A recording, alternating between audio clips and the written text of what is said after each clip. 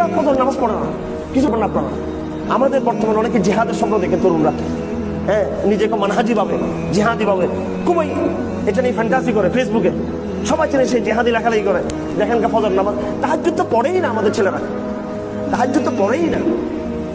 তাহাজ্জুদের নামাজ, তাহাজ্জুদের নামাজ ছাড়া, তাহাজ্জুদের নামাজ, শেষ রাতে জাগরণ, মেরাজের কিছু কি, হ্যাঁ, কিছু ছিটা ফাটা।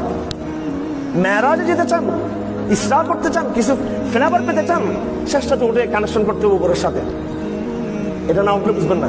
যতক্ষণ আমরা আধ্যাত্মিক হতে পারবো না, আমার কথাটা জানি না আপনারা হয়তো হুজুর সেজন্য কতগুলো বলতেছেন, এটা আমি আমার একদম রাজনৈতিক পর্যবেক্ষণ থেকে বলতেছি। এটা কোনো আমার শুধু খালি দরবেশি বয়ান না। এটা তাহাজ্জুদের নামাজ দরবেশি বয়ান নয়।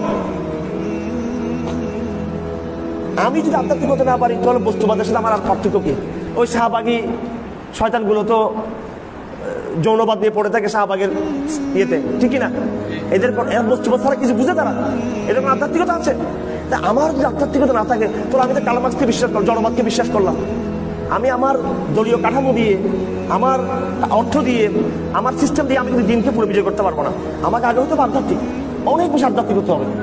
পুরো তাহাজ্জুদের নামাজ নেই, এই কালচারটা